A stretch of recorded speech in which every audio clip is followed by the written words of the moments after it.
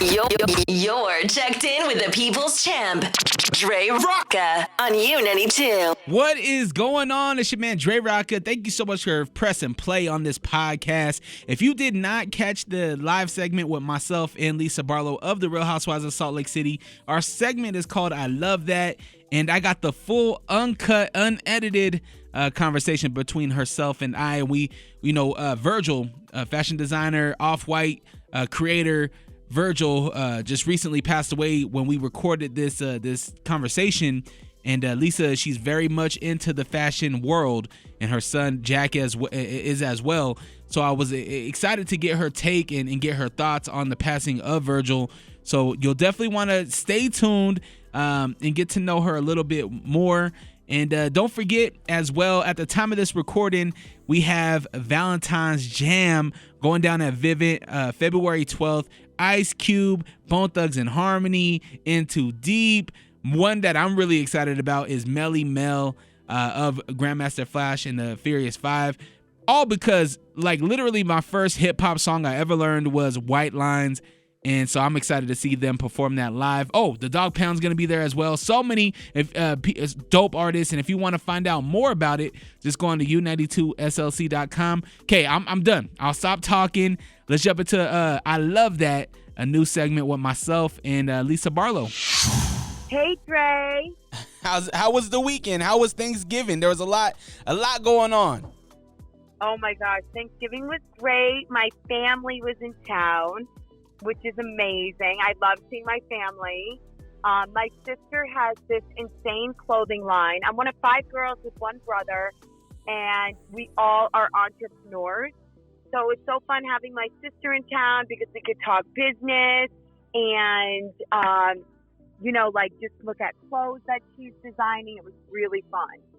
Nice. Where did this love for fashion come from? Because I feel like you are a fashion expert, I would say that you're very in tune with the fashion, and now they hear that your sister is as well. Where did all this fashion love come from? It came from our mother. My mom has such a good style, and then being raised in New York in the 80s and 90s, I think that that just even furthered it because you had access to so much. We would go into the city and grab the sickest pieces and then just put them together in a really cool way. Virgil, who we just lost, was the epitome of street chic, and that's my vibe. I love to be elegant, dressed, but still comfortable. And, I feel like that came from my mom. My mom, every weekend, my mom was let's go find something new. And she has such a great style too. I think all of us have our own unique style that's different from hers, but still really, really in tune with what's going on from that perspective. I love clothes. Yeah, you mentioned the late great Virgil that we just lost, and I know that Jack, he's a sneakerhead. So how did he take losing Virgil? I know he's a fan of the Off-White brand and whatnot. He is. Oh, thanks for mentioning that. Virgil was one of the most iconic designers of our time. And when you look at what he did in his short life, all the collaborations he did one with Ramova, he was working on one with Mercedes, and he was just iconic. And Jack was devastated. So when you look at Jack's generation and what's driving fashion for them, it's a totally different thing.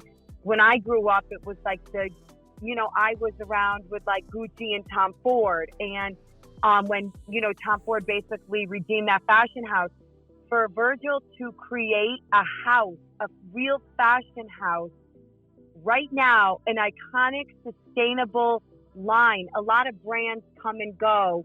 There's a documentary coming out about Von Dutch. And when you see when the brands come and go and they don't have the longevity, Virgil created something that had longevity. And Jack is a huge sneaker buff. One thing that was really important, I told Jack that morning when we found out that he passed, I'm go online and let's get everything we can off White that was designed with Virgil there. kind of like with Alexander McQueen, the same thing. When Alexander McQueen passed, you want those iconic pieces that were designed by the person that created that house. So, we went and got some really cool pieces for Jack that are going to be more collector's pieces. And, it was really devastating because he really changed fashion. He was iconic. That word gets so overused. He was so iconic, though. He's the definition of iconic. Yeah, definitely. Do you dress the family, or does the family dress themselves? You know what? The family dresses themselves except for John. I help John. John's very sleek too. Yeah, thank you. John is so different than the boys. Henry has a very street, he's such an athlete. So is Jack, but they express themselves completely differently. So Henry literally wore today to school Balenciaga sweatpants with these APLs he picked out himself in mint green. He showed me what he wanted, sent me the link, did his chores to earn them, and wore this really custom. There's a local guy that makes sweatshirts here. His name is Connor. He did this really cool sweatshirt that Henry was wearing, but it looked so chic. And that's his vibe, where he's really comfortable but still stylish, where Jack can dress. Jack finds these last week he was at the Jazz game and he wore these off-white jeans with these killer hard to get Nike sneakers and this gorgeous hoodie he got in Nashville, but it was very stylistic, where Jack will play with top tier designer and look a little more sleek. Henry likes to be more street comfort but still cool. Gotcha. Yeah, I noticed your ice skating outfit. You went all that out. Was not, oh my gosh. The ice skating outfit, I did not. I don't like theme things, Dre. I am boring that way. I don't like kitschy anything, and I don't like themes. I like inspiration by things. You'll see on the show, we close it with a Vida event where it was inspired by the 80s, but the only reason it was inspired by the 80s is if 80s fashion, it's decadent and embellished. And so I was with the launch of our new crystallized bottles that are all adorned with crystals, I'm it's inspired by the 80s and that gemstones and all those iconic metals that they put on clothing. Versace was doing it, Dolce & Gabbana. And so that it was inspired by that, but I'm don't wear costumes. Literally on the invitation, I'm don't wear costumes. I show up in Vail with 2 suitcases of awesome outfits. And I'm we had a costume for every night in every case. And I am too old to be wearing this Nancy Kerrigan thing, but I'm whatever. I'll rock it. And I was good thing Tanya Harding was dog sledding. Yeah, I didn't know what to expect because you and Meredith had the big coats, right? And I was telling my wife, I was they gotta have something underneath those coats. What's going on underneath those coats? And then sure enough. Well, do you want to know oh my gosh, you know what's funny, Dre? What's up? Is under those coats, I had leather leggings with a black turtleneck. You see me in the jewelry store, that costume was underneath that turtleneck and the leather pants. Oh my gosh. Were you we sweating? We show up at the ice skating rink, and I'm okay, now I got to de-pants in front of all these people. It was pretty funny. Oh, you mentioned something. Did we just get an exclusive? Are we getting a new Vida tequila bottle? You know what? There's going to be some limited edition. There's a global glass shortage right now, which is really impacting us because we can't get our bottles as fast as we used to, or, and it really hurt because we did our forecasting and you're buying glass for 2022 and 2020. And so we didn't know we were going to be in a global pandemic and that it would last this long with supply chain issues. So we're pacing our bottles into the United States and into the other countries we sell into. But it's a real thing right now. It's affecting all of the glass industry and most of the food and beverage industry because right now it's really hard. Our bottles are all custom, so it's hard to get the glass. But yes, we are introducing an embellished bottle. They're limited edition pieces that are so chic, but you'll see those at the end of the season, and they're amazing. So we're really excited about that. And we have something else in the works too that is going to be amazing. I can't wait to introduce it to you guys soon, very soon. Well, I'm super excited about it. How can we get this exclusive? How do we get our hands on it? Is it kind of like you got to know a person, or is this will we have an opportunity to get our collector's item Vida tequila bottle? You know what? They're going to be at Total Wine & More. We have an amazing partnership with them nationwide, and they have these glass cases. And in Utah, we have those too. There's select stores in Utah that have the glass limited edition cases with like featured bottles in there that are more expensive. So in Utah, I think it's in Cottonwood Heights. The Cottonwood store has these glass cases, so there'll be some in there and other select stores in Utah, but they're so beautiful, and some of them are so ornate they're in the thousands of dollars. Wow. Yeah, I can't wait. I went to the Sugar House liquor store and I grabbed my bottle of Vida for Thanksgiving, and I was like, the last bottle. It was like fate. I was like, where's the, because I've never been into that specific store. So I was like, where's the tequila at? And so I found it. And when I got there, I sent you that video. I was like, Lisa, I'm literally getting the last bottle. It's crazy. We've been selling out so fast. Like, it's nuts. But I'm glad you got that, Dre. That's a hot commodity right now. It is. And you know what? Like, even if you weren't my friend, even if you didn't introduce me to Vida, it would still be a bottle that I gravitate to just because it's so beautiful. It's so unique. Oh, it's so, right. In your words, chic, right? Like it's very pretty. And you know, my son actually mentioned it. He was like, Dad, why is that bottle so different? Like it's different than from any other kind of bottle that we have. And I was like, it's because they care about their craft. They care about the product that they're giving us. And I explained it to him. Oh, thanks, Dre. You know, that bottle was really hard. It took us 2 years to do. And we got it designed down to like where we thought it was close. We went through 17 molds. And if you understand that, that's expensive. Like every time you're creating a new mold, it's so much money. And we dialed it down. And I'm like, John, it's still not right.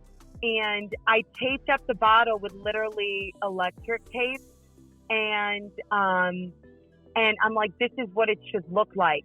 And we took it to, you know, we worked with one of the best glass architects in the United States. He's in Michigan.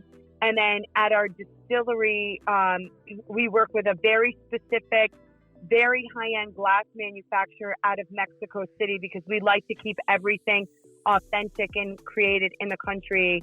You know, tequila can only be made in Mexico. So we worked with this really fine glass manufacturer in Mexico City that does like they have a crystal facility. So they create for, you know, Mexico used to not allow imports. So if you wanted to make a Baccarat bottle, it had to be made in Mexico. Chanel perfume out of crystal, it had to be made in Mexico. So we work with one of the best, finest glass creators in the country of Mexico. And so when I worked with them, like one of the architects is actually from Germany, glass and architects. And he's like, Lisa, you made millimeter changes, but it's a completely different bottle. And what a good eye you have, which made me feel good, because I love, you know, it's like a fashionista kind of bottle. It's an iconic bottle that we created. That's our fingerprint on tequila. And we love Mexico so much that was like super important to us, that we paid homage to Mexico, the indigenous place that this tequila is coming from. And so they made millimeter changes, and I'm like, it's just like diamonds. Millimeters mean a lot, you know, that's carats. So, but it turned out awesome, and I love that I got to be a big part of the creation of the bottle and make so many changes. It started with one of my sketches and it came to fruition, which was really, really exciting for me. Would you ever have any aspirations, or have you even done it before? Have you ever like got into creating your own like fashion line or anything like that? No, but one thing I'm doing right now that I'm really excited about is if you look on my Instagram page, you can see I'm wearing this red suit.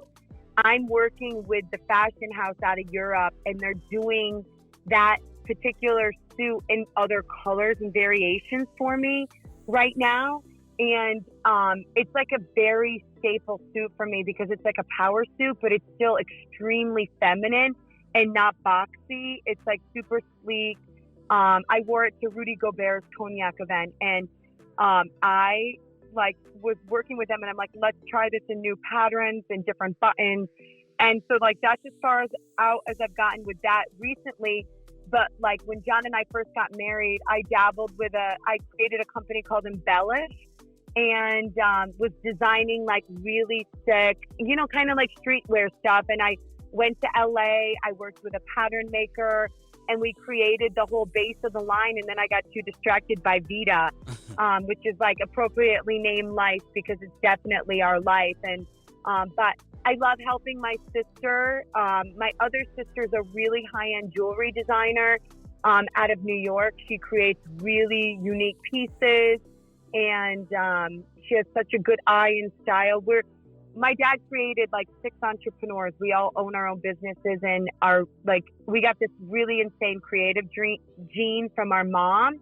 And then they instilled a really strong work ethic in all of us since we were little. So I'm always working on stuff, but right now my focus is liquor. Yeah, definitely. And I think that is bleeding from what your parents did for you, right? Like creating entrepreneurs in your sister and yourself. I feel like you're doing the same thing with the boys. I mean, with Fresh Wolf, right? Are there any, and Fresh Wolf, by the way, the bottles, very sleek, very clean, very, what's the word that you use? Minimalist? Like it's very... Minimalist. Yeah, yes. Love it. Is there anything going on with Fresh Wolf that the people should be aware of? Fresh Wolf just dropped the new gel, which is a really high-end gel. Like, hair products have come such a long way. All of our products are science-backed, and we work with the lab all the time to make sure we're using the best of raw ingredients. And if you look at our ingredient list, they're really solid. Like, we source the highest quality of ingredients and everything. And, Jack and Henry were lucky because they get to actually work with the chemists and talk to them about consistency and, new ingredients that are emerging and coming out that are like more effective. And we're lucky right now at this time. Science is on a whole nother level, and we love science-backed products. So they have this new gel that's out. If you look at my Instagram story, Henry did this amazing little,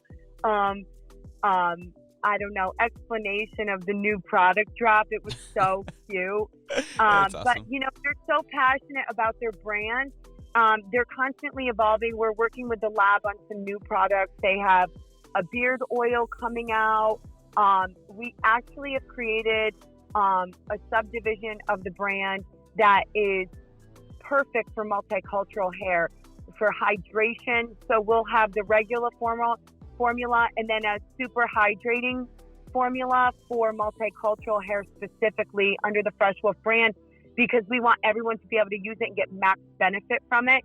And as we say, our brand is multicultural now because it's, science-backed and proven to help with hydration. But we wanted to do an extra hydrating product so people can have an affordable product to maintain their beautiful locks. And love that. So that's something that we have coming out really soon that we're really excited about. It's in test phase right now, and but it's something like we want every kid in America to be able to have, with our give back program too. We want every kid to be like, okay, that product works for my hair type. That wasn't just created for this boy. It's created for all boys. So. We're really excited about that too. Well, I got the locks to use it, so. Yes, you do. So you need to test product. Yeah, for real. I need to do my little review on it. I'll definitely do it. And Fresh Wolf is actually a perfect stocking stuffer. I mean, along with Vida too. So I just want to hint to all my family out there. If you're looking for a stocking stuffer for me specifically, Fresh Wolf and Vida tequila, I'm happy. I love that. Thanks, Dre. Absolutely. I was kind of upset that we didn't get an episode last week. I know. It's crazy to take a break, especially right before the holidays. But there's still so much more coming. We're going into, I think we're in episode 12 this Sunday. Yep, episode 12, season 2, 10 p.m. Mountain Standard Time on Bravo. I'm honestly, I can't wait. Yeah, this season, it just keeps getting better and better. There's still so much more coming. Like, just when you're like, wow, how much more can happen on this series, there's a lot more coming, and it's intense. Well, the episode is called A House Divided, so I'm expecting that there's going to be some people that choose sides, and I'm expecting that there's going to be some people to tell their true feelings, because we heard it in this last episode. Meredith was pretty much laying down like where she stood in a lot of things. Man, so much going on. I'm excited. The just watching it, and you're living it. You lived it. You're living it again. Yeah. So I'm like, man, I look at my friend and I'm like, oh my gosh, I would not want to be in her shoes. But then it's also a good thing as well. Yeah, I know it's tough because you go through, you and I have talked about this. You go through so many emotions, and as audience, you're going through it with us, and we do relive it twice, and people's emotions evolve. And so, like, a lot of times, like, if you're home with your buddy or your wife, you can say, like, okay, this is how I'm feeling right now, and it's private, right? So and then the next morning you might sleep on it and wake up and go, you know what, I really thought about this. This is how I really feel. You are seeing our real-time processing and going through stuff, and you only see like 5 minutes of 5 hours. So there's so much more that even happens that the viewer doesn't get to see. And, Bravo has to like pick and choose these moments and tell the story. But it's, it was going through a lot, and, you're going to see that it keeps going and intensifies even more. But it's, it's interesting. I think Salt Lake is an amazing franchise, and, for a young franchise, like, this is our second season, and I think it's a lot already. Yeah, we have a fan of yours. Her name is Darling Danielle on YouTube. She says that you're her favorite, and she just wants to show you some love. She says that you're the hard liquor queen pin of Utah. Oh my gosh, I love that. Hi, Daniela. I love that. I need to get in studio, like before the holidays. Let me come in and let's do this live, because you and I are so fun together, Dre. It's open. It's open. The doors are open. It's just, you got to come. John wants to come in too. John's like, I'm going with you. We need to go sit down with Dre. But, I always love our chats, and I love your perspective on things. I just a little shout out here. This weekend, Salt City's Best Fest is happening. Get tickets. I'm going to be in the VIP area for a few hours on Saturday at the Leonardo, doing a tequila tasting and giving a little bit of my knowledge on tequila, specifically Vida tequila. And we have some amazing specialty cocktails. But one thing that's amazing about our community is we have such a strong food and beverage scene. And John and I are lucky that we've been a part of it since 2007. And I think that people should come out, support our local restaurants, especially after the pandemic, try some new eats, experience what we have here to offer in Salt Lake City. And we're not the only spirit brand out of Utah. There's so many other spirit brands now. Ironically, we were the first one here, and it's grown exponentially. And when you see how many beautiful spirits are coming out of Utah, beers, we even have a beautiful wine based out of Utah. Like, when you look at all that we have to offer, like, come out and support. That's this Saturday at the Leonardo. Yeah, that's a beautiful venue. So make sure you go and tap in with Lisa and everybody else that will be down there at the Leonardo. And make sure you listen or watch Season 2, Episode 12 of The Real Housewives of Salt Lake City, coming up this Sunday on Bravo. Lisa, again, I appreciate your time. Next time we do this, hopefully you're in studio. We can have some juice early in the morning. Yes. Hey, I can make an amazing breakfast mimosa with Vida. Oh, let's do it. Yeah, we have a drink called the Beso de la Mañana that's like amazing. Kiss of the morning, that's what we need to have. Boom. I know everybody here at the station would love it. So I appreciate you so much, and I will talk to you soon, my friend. All right, bye, Jay. All right, bye. You 92.